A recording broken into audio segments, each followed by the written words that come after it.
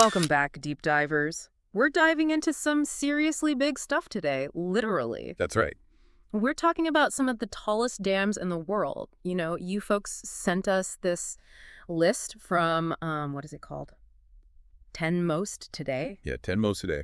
10 Most Today, they put together a list of the tallest dams. So we're going to kind of go deep on that, I guess, and see what we can find out. And I mean, we're talking engineering on a massive scale here. You know, dams, these are huge structures. So we're going to unpack what makes these things so significant, you know, without getting too technical. Yeah, that's a great point because, tallest, that's really interesting, right? When you think about it, because with dams, the height is only one way to measure them, Yeah. right? You could talk about how much concrete they used, how much girth they moved, how big the lakes are that they create, all these different things. But focusing on height gives us a really good starting point, I think, for a deep dive like this. So get ready for some seriously impressive numbers. And I think by the end of this, we'll have a much better understanding of how these dams were built and why. Awesome. Yeah. Okay, so let's jump right in. According to our source here, the tallest dam in the world is the Nurek Dam in Tajikistan. Mm-hmm. This thing is a whopping 300 meters tall. Wow. I mean, that's almost 1,000 feet. That is incredible. That's just mind-blowing. So the Nurek Dam is really interesting, right? It's what's called an earth-fill embankment dam. Okay. So basically, it's like a giant hill made of compacted soil and rock. And it's located on the Vakhsh River. And they built this thing over a really long time, actually, from 1961 to 1980. Wow.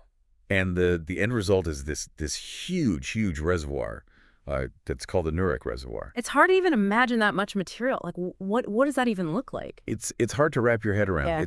It's really a testament to human ingenuity and just the scale of what we can accomplish.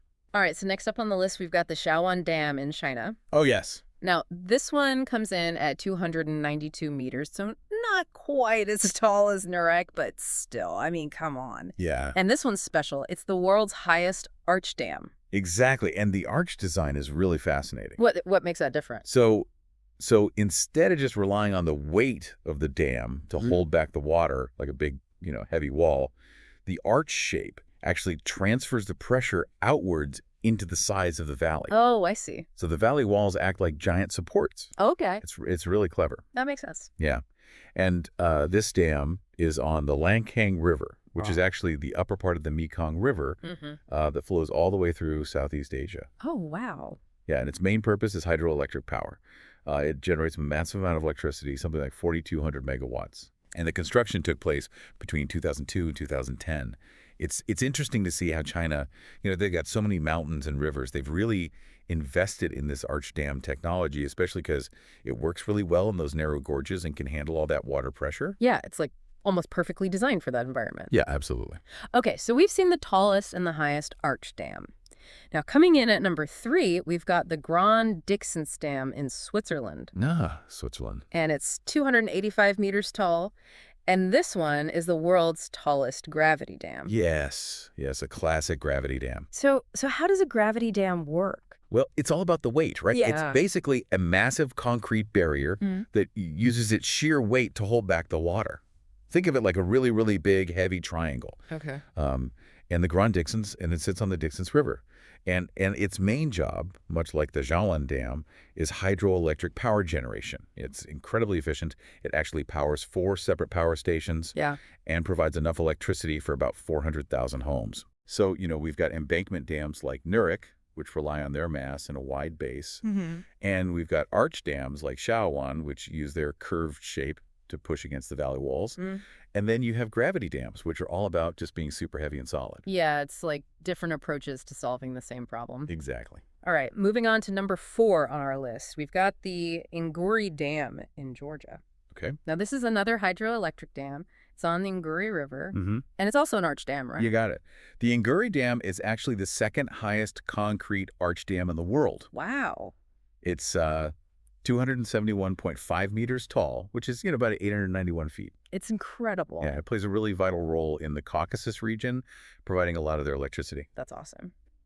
Okay, now, number 5 on our list takes a bit of a somber turn. Oh. We have the Vajont Dam in Italy. Okay. It's a tall one, 261.6 meters, completed in 1959.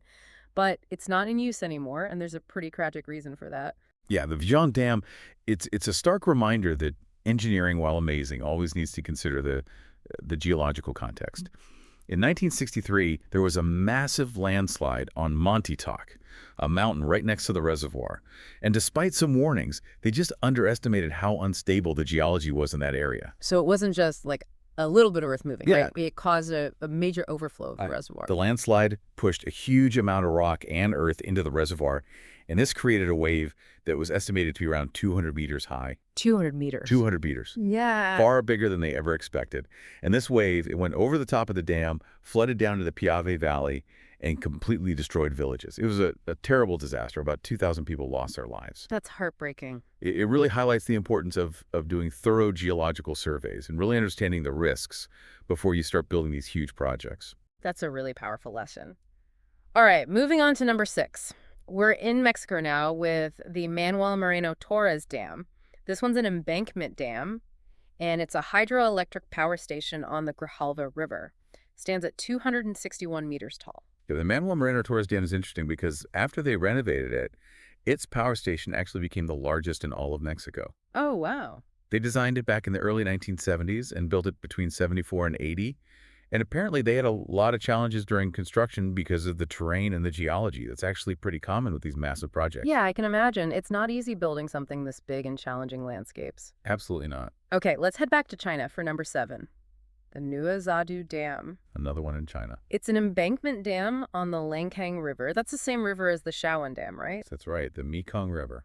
And it's also 261 meters tall, the same height as that Manuel Moreno Torres Dam in Mexico. But this one holds back an insane amount of water. Oh yeah, the Nuazadu Reservoir, its capacity is almost 22 billion cubic meters of water. That's like, what? Unfathomable. I can't even picture that much water. It's a staggering amount. Yeah. And this dam does a lot. It generates hydroelectric power, it helps control flooding, and it even helps with navigation on the river. So it's like a multitasker. Exactly, a real workhorse.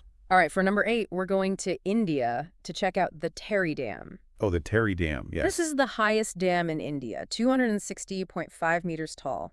And it's described as a multi-purpose rock and earth-fill embankment dam on the Bhagirathi River. What does multi-purpose mean in this case? So the Terry Dam, it does more than just generate electricity. It's also really important for irrigation, so providing water for agriculture. And it also supplies drinking water to a lot of towns and cities in the region. Okay, so it's meeting a lot of different needs. Yeah, it's really vital for the people who live in that area. That's really cool. All right, almost to the end of our list here. Number 9 is the Mauthausen Dam in Switzerland. Switzerland again. Another concrete arch dam, this one across the Val d'Abagne. It's 250 meters high. They really know how to build dams in Switzerland. They sure do. And the Mauthausen Dam has a cool history, too. Oh. They finished building it in the late 1950s, and then a few years later, they actually raised it to make the reservoir bigger so they could store more water, especially during the winter. Oh, wow. And, of course, its main purpose is hydroelectric power generation. So they were like, you know what? Let's just make this thing even bigger. Yeah, exactly. Never hurts to have more storage capacity. All right, and last but not least, we're going back to China one more time for number 10. The Laxiwa Dam.